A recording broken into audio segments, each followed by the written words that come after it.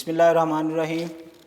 Welcome to unique online classes. डीएन यूनिकन में उम्मीद करता हूँ आप लोग अपने अपने घरों में खैर वफ़ियत से हैं और अपनी स्टडीज़ को एंजॉय कर रहे हैं। हम लोगों ने जो लेक्चर डिस्कस किए थे उसमें हमने चैप्टर नंबर 4 तक डिस्कस कर लिया था।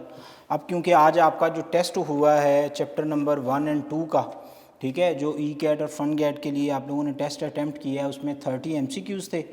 तो मैं आपके साथ उस टेस्ट की डिस्कशन के लिए मौजूद हूँ।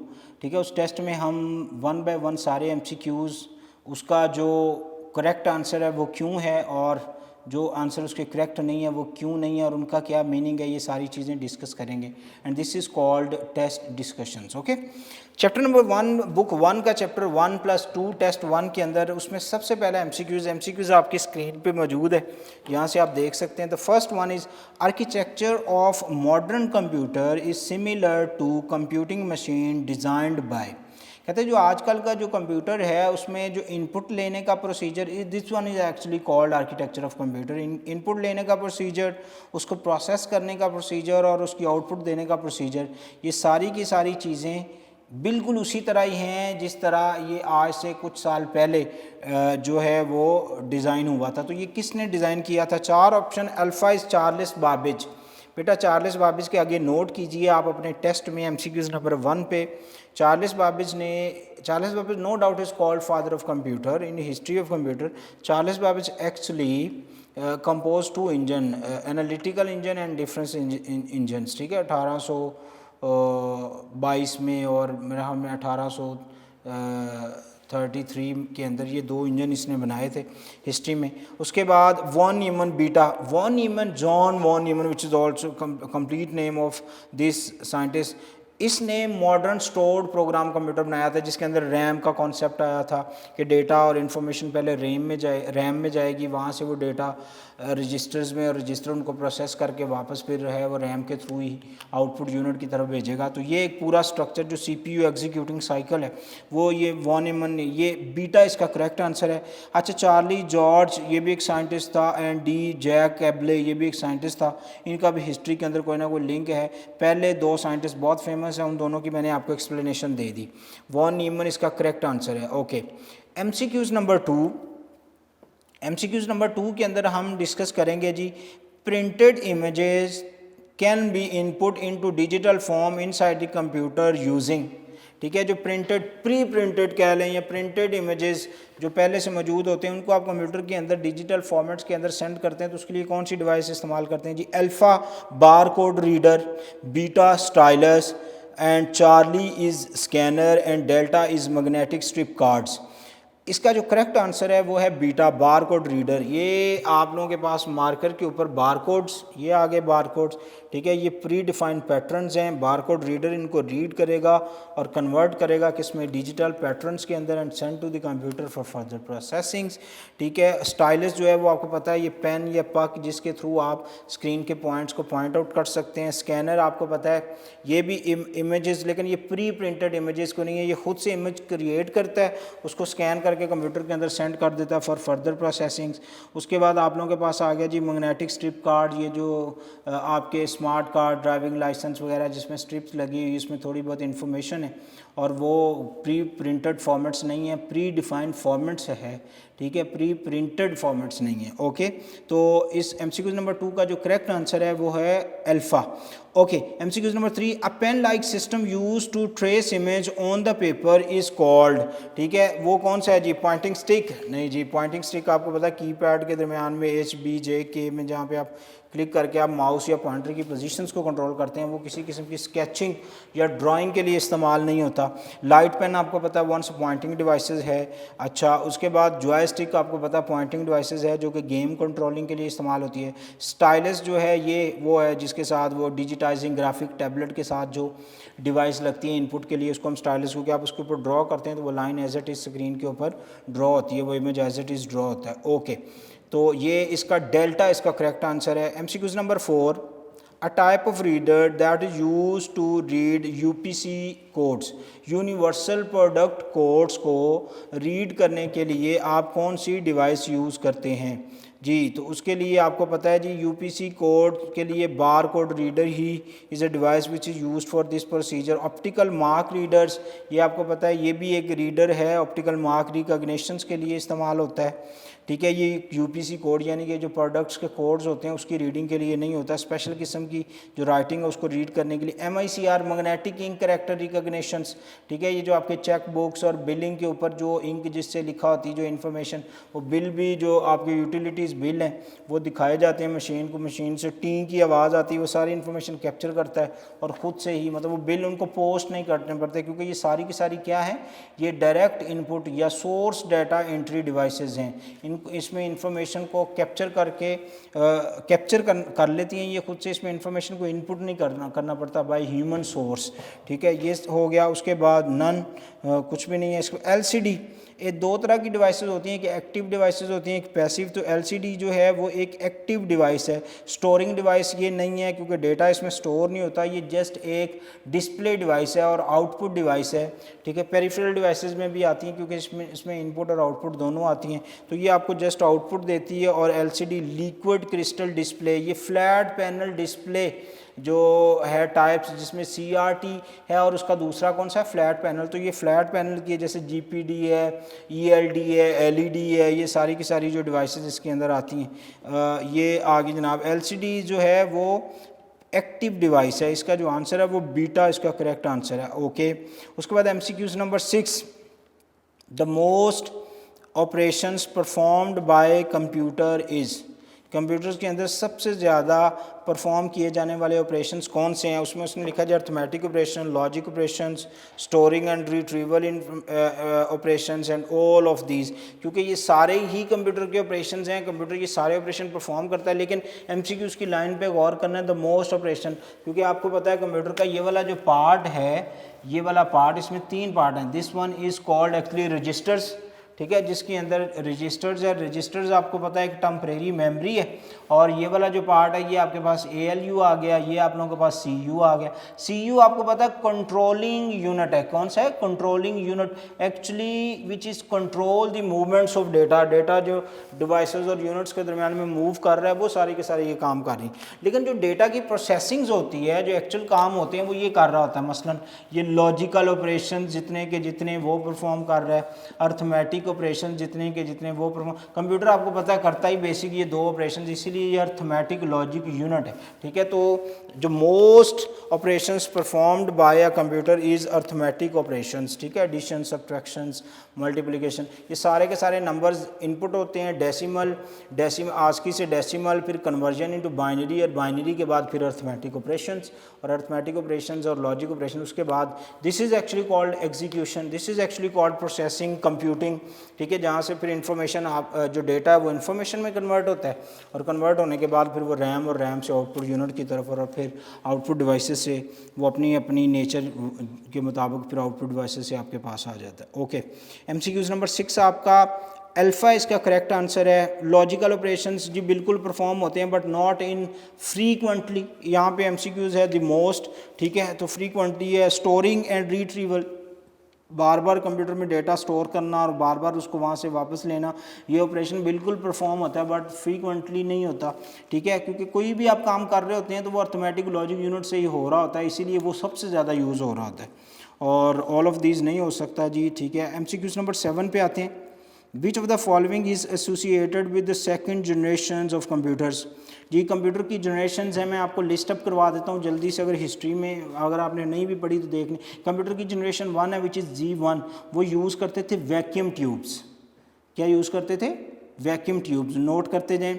उसके बाद हमारे पास जो कंप्यूटर आए जनरेशन 2 के, वो यूज़ करते थे ट्रांजिस्टर्स, और यहाँ पे इसका आंसर जो है ना वो भी ट्रांजिस्टर्स ही है। अच्छा, उसके बाद generation 3 I which is use ICs, integrated circuits. उसके बाद generation 4 I which actually used micro processor या CPU चिप, या ये प्रोसेसर चिप। ठीक है, सेंट्रल प्रोसेसिंग यूनिट चिप। ठीक है, प्रोसेसर, माइक्रो प्रोसेसर या CPU, ये एक ही चीज़ के सारे नाम हैं। तो ये 4th जनरेशन में फर्स्ट टाइम यूज़ हुए थे। यहाँ उसने पूछा जी बताइए एसोसिएट सेकंड जनरेशन के साथ कौन से ट्रांजिस्टर से। मैग्नेटिक मेमोरी जनरेशन 3 में आई थी। ठीक है, जिसमें ICs आए थे, ये मेजर इन्वेंशंस थी उस दौर की। एक तो 3rd जनरेशन के प्रोसेसिंग यूनिट्स आए थे, और दूसरा उसमें मैग्नेटिक स्टोरेज में मेमोरी भी कंप्यूटर में आई थी जिसको यूज़ किया जाता है। प्रोसीजरल लैंग्वेजेस क्योंकि ये वही हैं जो शुरू में वो लिस्प वगैरह और वो लिस्ट और कॉमन ओरिएंटेड लैंग्वेजेस वगैरह जो शुरू में आई थी उन सारी को प्रोसीजरल लैंग्वेजेस कहते हैं। और ऑल ऑफ द अबव बिल्कुल नहीं हो सकता। Alpha is correct answer.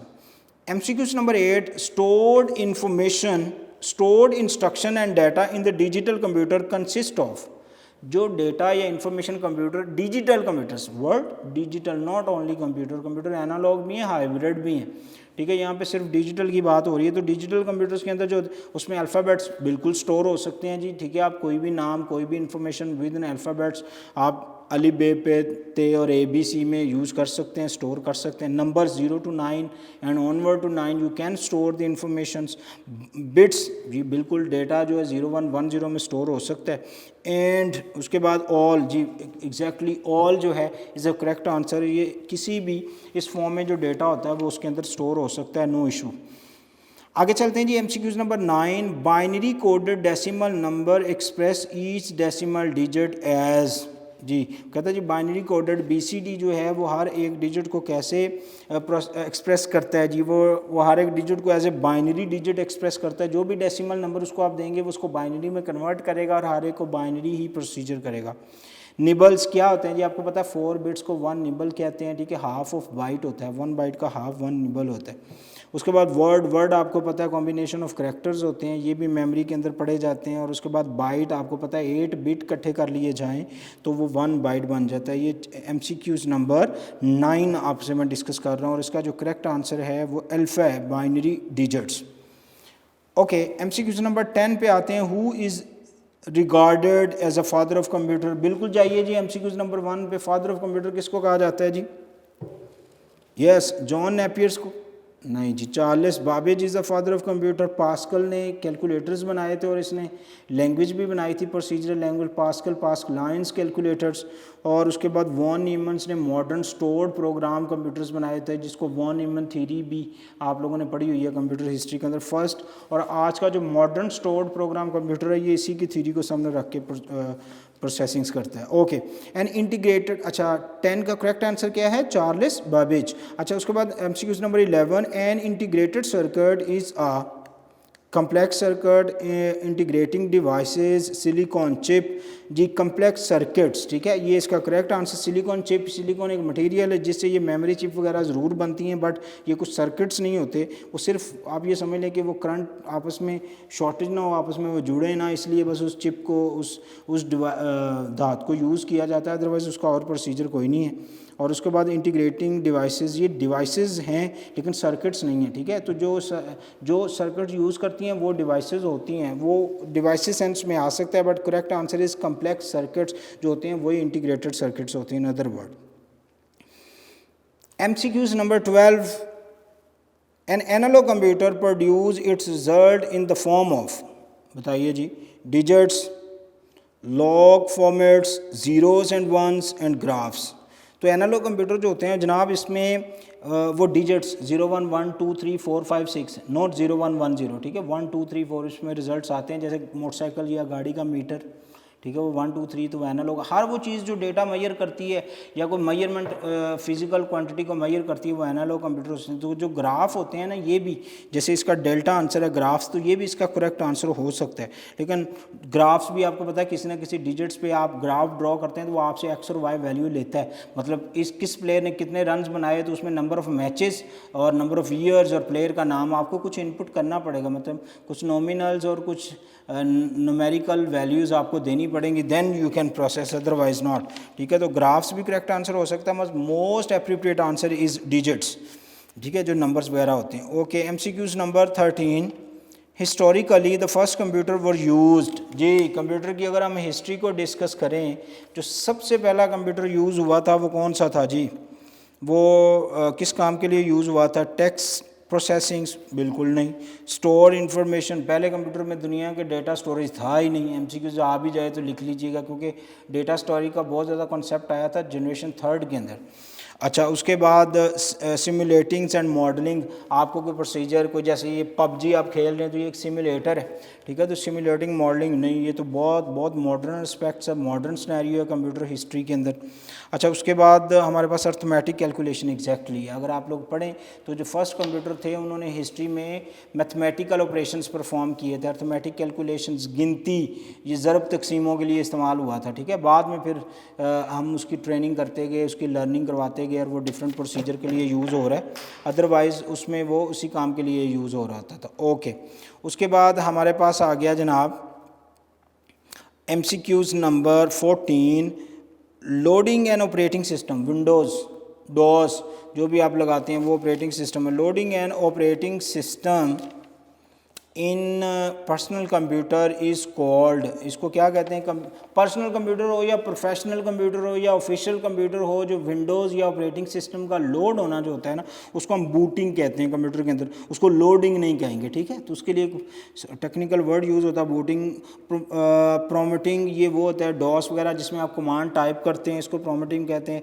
Interrupting आपको पता है सिग्नल होता है, ठीक है, सिग्नल जो कि IO यूनिट के लिए काम कर रहा होता है, सिग्नल डेटा डिवाइसेस की कम्युनिकेशन के लिए हम उसको यूज़ कर रहे होते हैं। और उसके बाद आप लोगों के पास आ गया जी पेजिंग, ठीक है। ये paging is just an English word जिसमें आपको थोड़ा कंफ्यूज करने के लिए वो लगाया गया, हालांकि इसका उसके साथ लिंक कोई नहीं है। पॉसिबिलिटी ये नहीं है कि सर ये तो MCQs बहुत इजी हैं, सर ये तो देखें MCQs तो बच्चे भी कर लेंगे। भाई MCQs ईजी या मुश्किल होना नहीं है, जो उसकी चारों ऑप्शंस हैं आपको चारों ऑप्शंस का पता होना चाहिए। MCQs नेक्स्ट पेपर्स में, एंट्री टेस्ट में इन ऑप्शन में से भी आ सकता है। आपका काम सिर्फ इन चीज़ों की लर्निंग करना है, ठीक है। आप कोई एस्पेक्ट, कोई पेज, कोई टॉपिक, कोई टेक्निकलिटी आप छोड़ें ना, ठीक है। पेपर में अगर आ जाता है बहुत इजी है, इतने इजी आते हैं, कोई इतना मुश्किल नहीं आते पेपर। लेकिन इजी किन को लगते हैं? जिन्होंने पढ़ा होता है, जो इस प्रैक्टिस से गुजरे होते हैं। जो ये सिर्फ ये सोचते रहते हैं कि जनाब ये तो बहुत ईजी है, ये तो हो जाएंगे, इशू ही कोई नहीं है,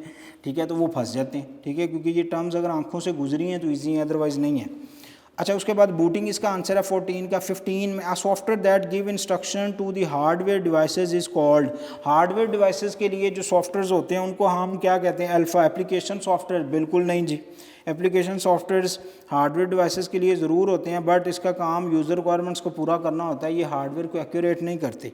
अच्छा, पैकेजेस सॉफ्टवेयर एप्लीकेशन आपको पता है पैकेजेस की ही एक टाइप है। Device drivers are the software जो कि आपकी डिवाइस, जैसे साउंड कार्ड है, ऑडियो कार्ड है, वीडियो कार्ड है, गेम कंट्रोलर है, VGA है, मॉडेम है, जितनी भी डिवाइसेस हैं इनके ड्राइवर आपको इंस्टॉल करना पड़ते हैं, then you can operate them, otherwise आप इनको ऑपरेट नहीं कर सकते। अच्छा, उसके बाद हमारे पास आगे जी MCQs number 16, a device that is use to read bank cheque is called. बताइए जी, मैंने अभी थोड़ी देर पहले बताया था बैंक चेक के लिए कौन सी इस्तेमाल होती है?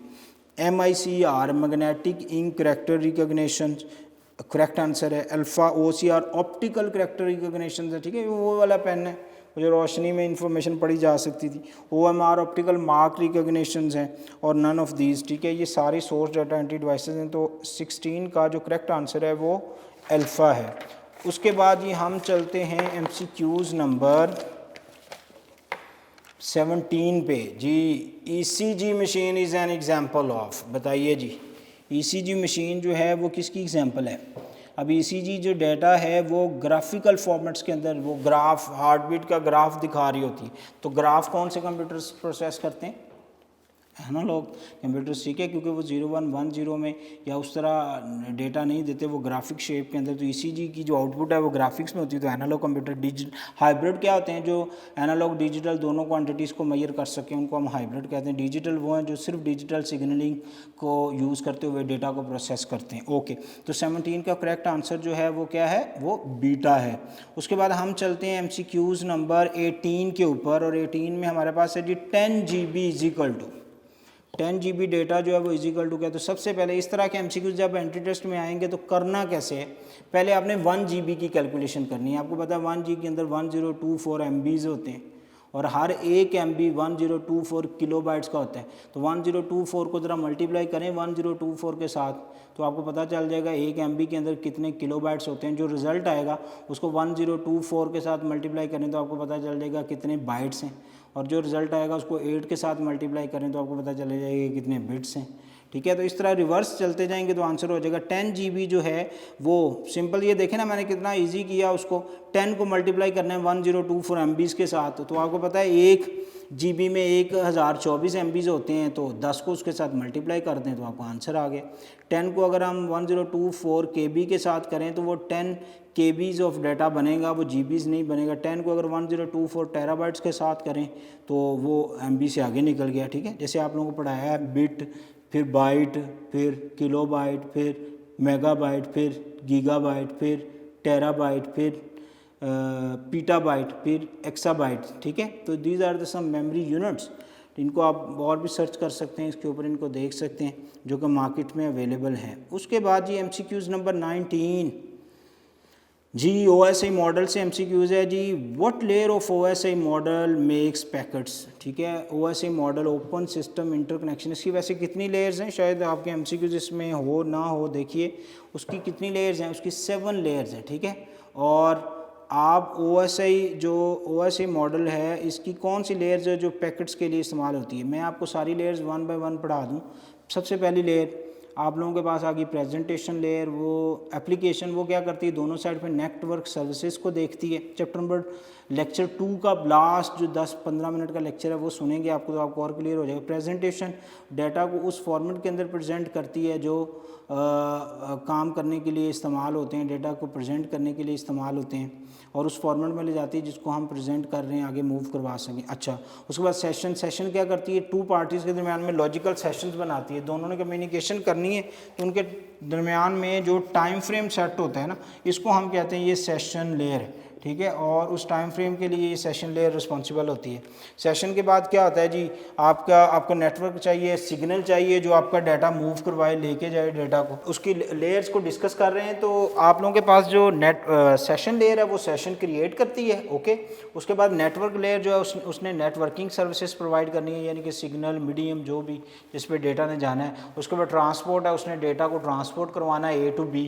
और डेटा लिंक लेयर है which is responsible for error checking and complete delivery of data. तो MCQs क्या है, what layer of OSI model makes packets. तो OSI लेयर की कौन सी है जी जो पैकेट्स बनाती है, network, not network layer just provide the networking services, okay. And presentations, not presentations, ठीक है।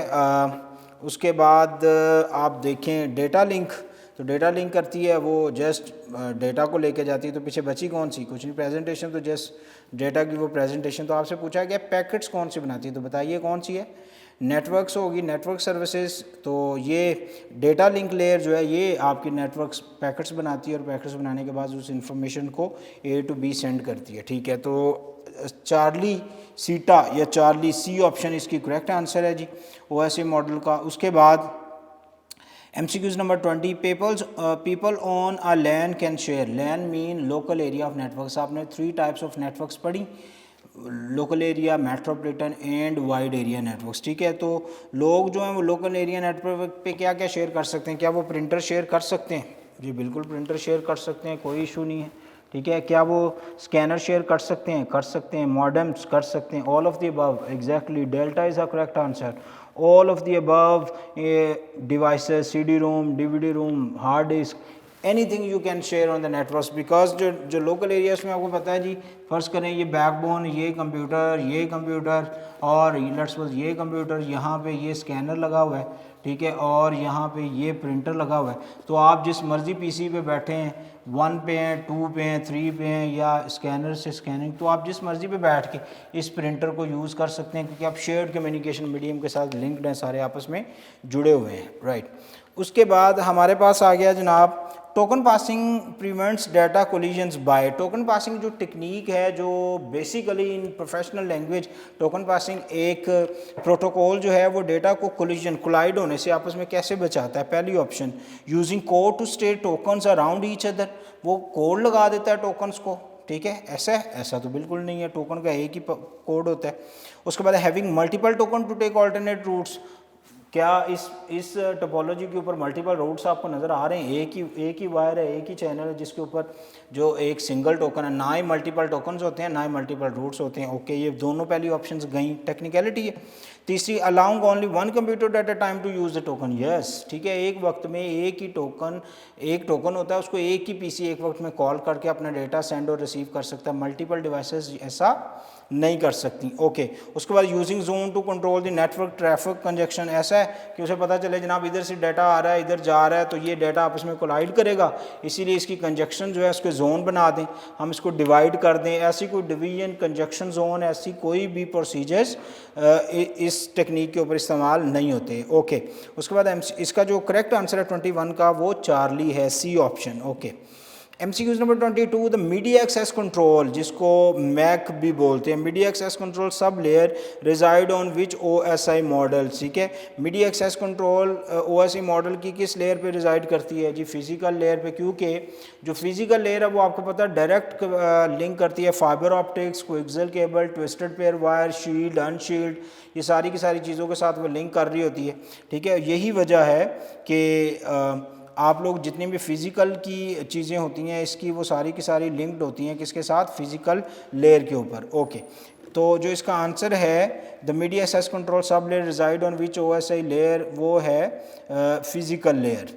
अच्छा जी, MCQs number 23, which of the following topology is passive, बताइए जिनमें से कौन सी टोपोलॉजी जो है वो पैसिव है। Star topology, not star is an active topology, ring topology active topology, ठीक है, बस इज़ अ पैसिव टोपोलॉजी, ठीक है। बस के ऊपर आपको पता है शेयर्ड कम्युनिकेशन बैकबोन, सारी डिवाइसेस और डिवाइसेस अपने time frame token passing technique के थ्रू डेटा सेंड और रिसीव कर रही होती हैं, और एक जगह से कट लगा तो मतलब सारी की सारी डिस्टर्बेंस इसके अंदर आ गई। इसका जो आंसर है 23 का वो चार्ली है once again. 24, cabling on bus topology can be extend using, ठीक है, जो ये है, अब ये मेरे पास बस टोपोलॉजी और मैंने इस केबल को आगे लेके जाना है तो मैं क्या करवाऊंगा, मुझे यहाँ पे कनेक्टर लगाना पड़ेगा। ये वायर है, इन दोनों वायर्स के दरमियान यहाँ पे एक कनेक्टर लगेगा, जिससे वायर अब मैं इधर भी अपनी जो टोपोलॉजी है उसको एक्सपैंड कर सकता हूँ, यहाँ एक्सपैंड होगी, ये एक्सपैंड होगी और ये आ गई, ठीक है। तो इस काम के लिए मैं क्या यूज़ करता हूँ जी, मैं इस काम के लिए यूज़ करता हूँ टर्मिनेटर। नो, टर्मिनेटर दोनों एजेस होते हैं, this one and this one, इसको हम एज कहते हैं, ठीक है। और बैरल कनेक्टर, यस, इसको हम बैरल कनेक्टर्स कहते हैं। और एक होते हैं टी कनेक्टर्स, जैसे ये है, ठीक है, ये टी शेप है, यहाँ ये डिवाइस लगी हुई है तो ये वाला जो कनेक्टर है इसको हम टी कनेक्टर्स कहते हैं। ये नॉर्मली केबल्स को एक्सपैंड करने के लिए हम यूज़ करते हैं, केबल एक्सपेंडिंग के लिए हम इसको इस्तेमाल करते हैं। ओके, उसके बाद हमारे पास आ गया जी NIC, वो नेटवर्क इंटरफेस कार्ड है, वो आपको पता है एक नेटवर्किंग की डिवाइस है। कौन कौन सी डिवाइसेस हैं, रिकॉल करते हैं, NIC है, बस है, सॉरी NIC है, हब है, स्विच है, ब्रिज है, राउटर है, ठीक है। तो NIC एक network interface. Medium attachment units है, मीडियम मतलब ये चैनल, ये वायर, इनको हम मीडियम भी कहते हैं, चैप्टर नंबर 3 में हमने इसको डिटेल से पढ़ा है, ठीक है, जो मीडियम वगैरह। तो ये मीडियम अटैचमेंट यूनिट्स आगे इसके अंदर ये भी नहीं है, तो इसका जो करेक्ट आंसर है 24 का वो बैरल कनेक्टर्स है। MCQs number 25, who invent the modems, ठीक है, मॉडेम्स किन्होंने बनाया, IBM ने, AT&T सिस्टम ने, DEC ने और एप्पल कंप्यूटर्स INC, ठीक है, किसने बताया, तो AT&T सिस्टम जो थे इन्होंने मॉडेम को इन्वेंट किया, ठीक है। मॉडेम क्या है, is a device, is it networking device, not, modem is a device which is actually use for modulation and D modulation. उसके बाद MCQs नंबर, अच्छा 25 का जो आंसर है वो आ गया C। 26 पे आते हैं, FDDI इज़ आ, ठीक है, FDDI technique used with in ring networks, alpha इसका करेक्ट आंसर है, स्टार नेटवर्क्स नहीं जी, ठीक है, मैश नेटवर्क्स नहीं, बस नेटवर्क्स नहीं, ये रिंग नेटवर्क के साथ इस्तेमाल होती है जिसमें मल्टीपल डिवाइसेस जो हैं, ये रिंग और मल्टीपल डिवाइसेस वो किसी एक कनेक्शन के थ्रू आपस में जुड़ी होती हैं, कनेक्ट हुई होती हैं, और मैसेज जो है वो क्लॉकवाइज और एंटी क्लॉकवाइज आपस में लिंक होता है और किसी एक डायरेक्शंस में data. Every computers normally have 2 neighbours, ठीक है, उसके अंदर ये वाली टेक्निक इस्तेमाल की जाती है। ओके जी, उसके बाद आप लोगों के पास आ गया 27, the signal produce by the computer to send over phone line must be converted into, जी कि अगर आपके पास एग्जिस्टिंग टेलीफोन लाइंस हैं, आपका ये नेटवर्क्स है, इसको आपने जनाब लेके जाना है इंटरनेट के ऊपर, ये इंटरनेट क्लाउड है, तो ये जो इतनी वायर है ये तो सारी की सारी एनालॉग है और आपका पूरा नेटवर्क इधर इधर वो सारा का सारा क्या है, डिजिटल है।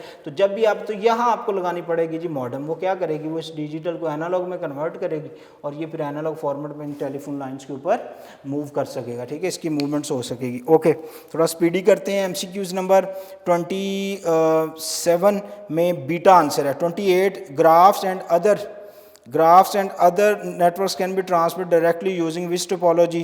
Fresnel transmissions, उसको यूज़ करके बन सकते हैं। 29 when all the hardware, software, storage and processing is housed in one location is called time sharing systems, ठीक है, इसको centralized processing नहीं कहते, time sharing host computer system भी नहीं कहते। And last MCQs is 30th MCQs, a command that is used to remotely log in from one computer to another is telnet, ठीक है, which is an application software जिसके through आप remotely एक जगह से दूसरे कंप्यूटर की एक्सेस ले सकते हैं और उसमें कम्युनिकेट करवा सकते हैं, प्रोसेस कर सकते हैं। होप सो आप लोगों के जो T1 है उसकी प्रॉब्लम्स क्लियर होगी होंगी। अपना ख्याल रखें, अल्लाह हाफिज़।